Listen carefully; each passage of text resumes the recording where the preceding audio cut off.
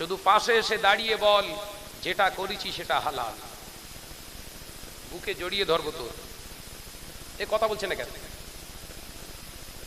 যা করছিস কর, শুধু শাহনাজের পাশে এসে দাঁড়িয়ে বল যেটা করেছি সম্পূর্ণ শরিয়াতের নিরিখে টোটালটাই আপনার হালাল, বুকে জড়িয়ে ধরবো তোর।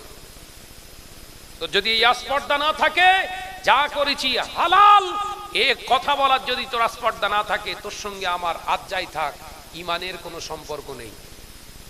এই কথা বলছেন না কেন?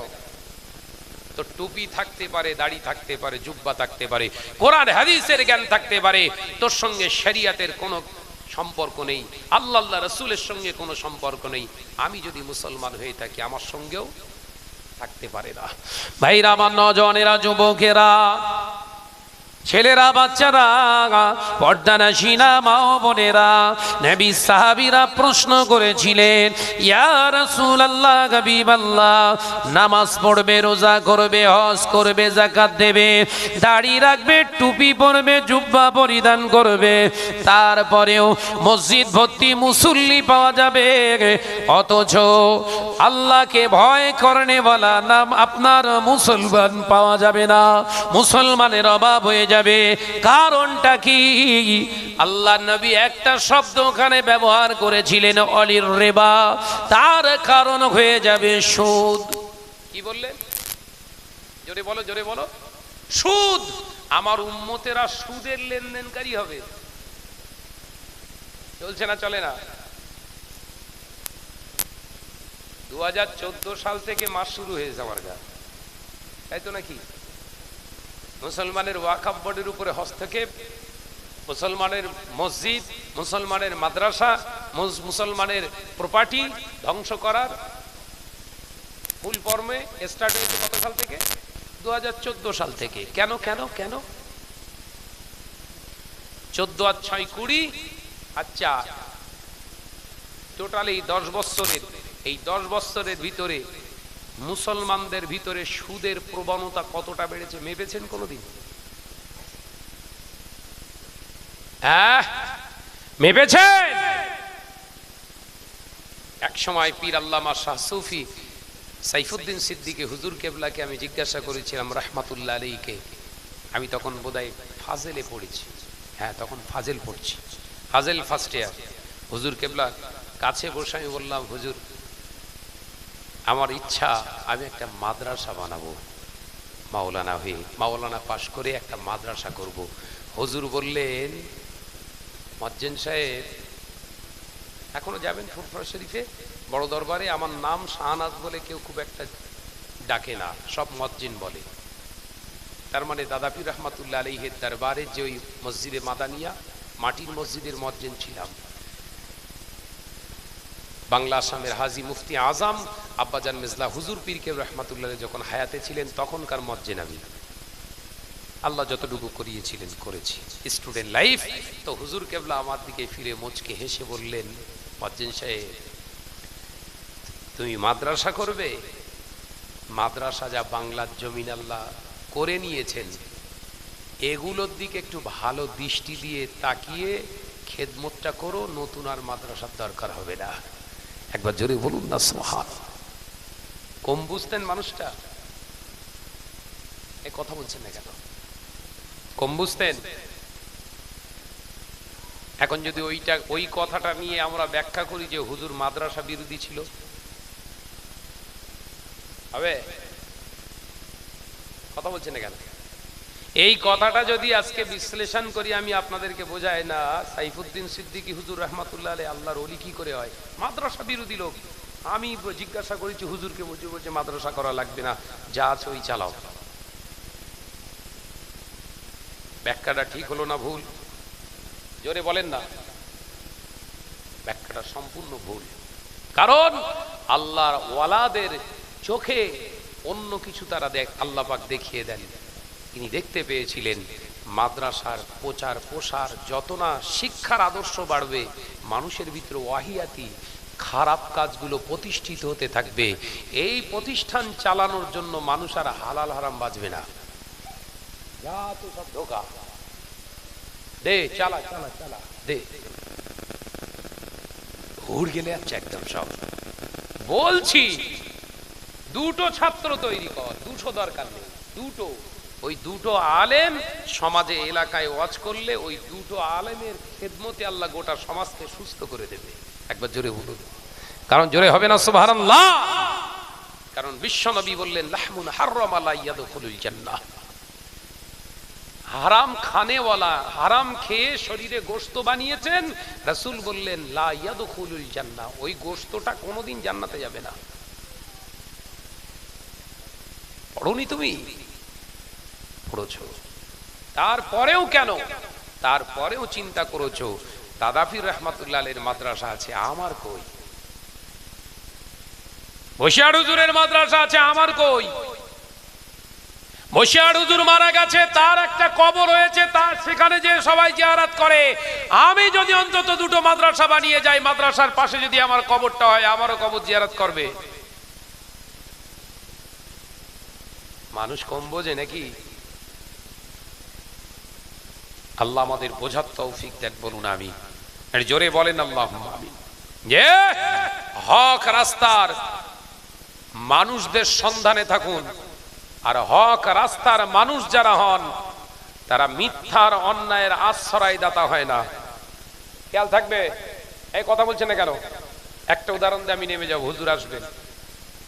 দেবো একটা উদাহরণ দেবো। এই আপনাদের মিনাখা থেকে একজন হাজী সাহেব যেতেন, কি ওসব যে আব্বাজান মিজলা হুজুর পীর কেবলা রহমাতুল্লাহ আলাইহির দরবারে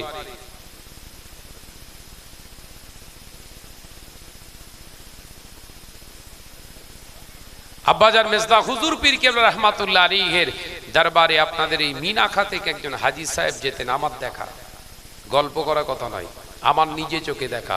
হুজুর কেবলার কাছে যেতেন।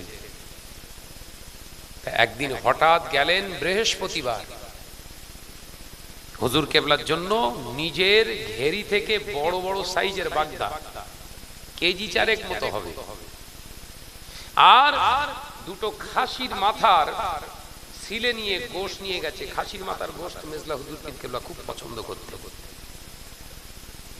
দুটো ছিলে নিয়ে গেছে। মেজলা হুজুর পীর কেবলা রহমাতুল্লাহ আলাইহির দরবারে ঢুকতেই হাজী সাহেবকে বললেন, হাজী সাহেব সালাম দিয়ে বললেন, বাবা আমার জন্য ওই বাগদা চিংড়ি আর ওই খাসির মাথার গোশ এনেছো না? মেজ হুজুরের জন্য খাওয়ানোর মনটা তোমার চাই। বাপ এখনো হায়াতে রয়েছে, মা এখনো হায়াতে রয়েছে। ও হাজী সাহেব, আমি মেজ হুজুর তোমাকে জিজ্ঞাসা করি, তোমার মা আব্বাকে কি কোনোদিন ওই খাসির মাথার গোশ আর ওই বাগদা চিংড়ি কোনোদিন খেতে দিয়েছো? সুবহানাল্লাহ বললেন। হক আল্লাহওয়ালার একটা ছবি আপনাদের সামনে তুলে ধরছি। হাজী সাহেব খামোশ খেয়ে গেলেন, হাতে ব্যাগ ধরা। হুজুর বললেন, রাগ করো না বাবা। ও হাজী সাহেব, মেজ হুজুরের বাড়িতে আগে আনা নয়, বাপ মা আছে তাদের খেতে দাও। বাপ মা যদি না খেতে পায়, কিয়ামতের দিনে এই হুজুরকে খেতে দিয়েছো বলে তুমি নাজাত পেয়ে যাবে, এ আশা করো না। ও আল্লাহর বান্দা হাজী সাহেব, নিজের মা বাপকে আগে খাইয়ে দিও, তারপরে যদি নসিবে মেজ হুজুরের জন্য আল্লাহ রেখে দেন, আবার কোনদিন এনো ওই খাবারটা মেজে হুজুরের জন্য জায়েজ নয়। একবার জোরে বলুন না। আল্লাহর ওলির আদর্শ দেখেন।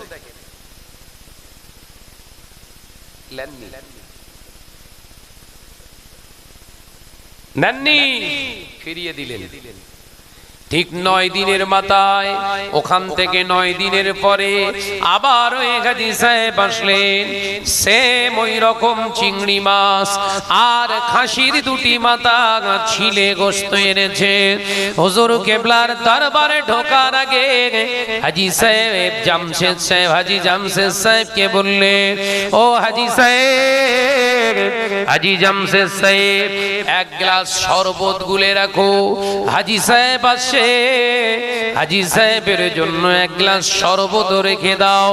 বড় কষ্ট করে আসে, তার এই গা থেকে ঘাম ঝরেছে, তাই এক গ্লাস শরবত তাকে খাবে। মেজে হুজুরের দরবারে আসছে, তার জন্য এটা রেখে দাও। একবার জোরে বলুন না। হুজুর কেবলার বাড়িতে আসার সঙ্গে সঙ্গে সালাম দিয়ে ঢুকলেন, গেলাসটা সামনে ধরিয়ে দিলেন, এইলেন হুজুর আপনার জন্য শরবত রেখে দিয়েছে। একবার জোরে বলুন সুবহানাল্লাহ। হুজুর কেবলা বললেন, হাজী সাহেব, যে মাছগুলো এনেছো, যে গোশতগুলো এনেছো, আমি মেজে হুজুরের জন্য এখন হালাল। জোরে বলবেন না সুবহানাল্লাহ। তাকবীর দেন, নারায়ে তাকবীর। জোরে বলেন না নারায়ে তাকবীর। চিল্লায় না নারায়ে তাকবীর। হাক্কানি উলামায়ে কেরাম গো, সিলসিলা হক মুজাদ্দিদুজ জামান জনাব আলহাজ محترم শ্রদ্ধেয় ভাজন জনাব হযরত মাওলানা ইয়াকুব আলী সাহেব, নারে তাকবীর। যোগ্যতা সম্পন্ন মানুষ, শুধু যোগ্যতা সম্পর্কে সামনে প্রশংসা করা রাসূলুল্লাহ নিষেধ আছে। শুধু এতটুকু জানি, ছোটবেলা থেকে আমি খুব ভালো করে মানুষটাকে চিনি। কথা বুঝতে পারছেন? হক, ন্যায়, নিষ্ঠা উপরে থাকা একজন মানুষ, আল্লাহ তাআলাকে মওতের আগ পর্যন্ত এর উপরে থাকার, আল্লাহ ইস্তেকামাতের উপরে দাঁড়িয়ে থাকার আল্লাহ তৌফিক দেন, বলুন আমিন। আর একটু জোরে বলি আল্লাহুম্মা আমিন। মোবাইলে যা কিছু শুনছেন দেখছেন, যারা বলছে যারা করছে তাদের কাছে প্রশ্ন করবেন। যাদের নামে বলছে, যাদের নামে চালাচ্ছে, তাদের প্রশ্ন করার অধিকার আপনাদের নেই। কথা বুঝতে পেরেছেন? আল্লাহ পাক আমাদের সকলকে বোঝার তৌফিক দেন, বলুন আমিন। আর একটু জোরে বলি আল্লাহুম্মা আমিন। আমি আপনাদের একটু দাওয়াত দিয়ে যাই, হুজুর কেবলাও বলবেন, আমি আর একবার দাওয়াত দিয়ে যাই। 19শে ডিসেম্বর কোথায়? জোরে বলেন। কলিকাতা রানী রাসমণি এভিনিউতে আপনাদের প্রত্যেকের দাওয়াত। যাবেন তো ইনশাআল্লাহ? তোয়া হুজুরের ভিটে বাড়ি বাঁচানোর জন্য নাকি? কথা বলছেন না কেন? তোয়া হুজুরের ভিটে বাড়ি বাঁচানোর জন্য নাকি? বলছে হ্যাঁ। ওয়াকফ বোর্ড, ওয়াকফ 2,48,000 একর জমি মুসলমানদের প্রপার্টি আছে এই ভারতবর্ষে। তার ভিতরে শুধু 25,000 একর সম্পত্তি শুধু ওয়েস্ট বেঙ্গলে আছে। ওই বিধানসভা ভবন, যত রাজভবন টবন যা আছে সব আমাদের রেখে, পূর্বপুরুষদের রেখে যাওয়ার সম্পত্তি সব। এই সম্পত্তির উপরে হস্তক্ষেপ করে সরকার চাইছে নিজেদের মতো করে চালাবে তারা। যে সমস্ত অফিস আমাদের ওয়াকফ বোর্ডের, যে সমস্ত অফিসে আমাদের মুসলমান কমিউনিটির ভাইরা চাকরি করছে, ওখানে অন্য সম্প্রদায় ঢুকবে, অন্য অফিসাররা ঢুকে তাদের মতো করে তারা চালাবে। সাবধান। তাই রুখে দেওয়ার দরকার আছে না নাই? এই জোরে বলেন ইনশাআল্লাহ। সকলে আপনাদের এই আমোদপুর থেকে, আমোদপুর তো চৈতল, আমোদপুর থেকে আপনারা অবশ্যই গাড়ি আপনারা নিয়ে যাবেন নিজের খরচায়। মনে করবেন এটা আপনাদের ঈমানি দায়িত্ব। আল্লাহ আমাদের সকলকে কবুল করেন, বলুন আমিন। আর জোরে বলি আল্লাহুম্মা আমিন। নারে তাকবীর, নারে তাকবীর। সিলসিলা হক মুজাদ্দিদুজ জামান, সিলসিলা হক ফুরফুরা শরীফ, নারে তাকবীর। আলহাজ হযরত মাওলানা মুহতারাম ইয়াকুব আলী সাহেব, নারে তাকবীর। দুরূদ শরীফ। আল্লাহুম্মা সাল্লি আলা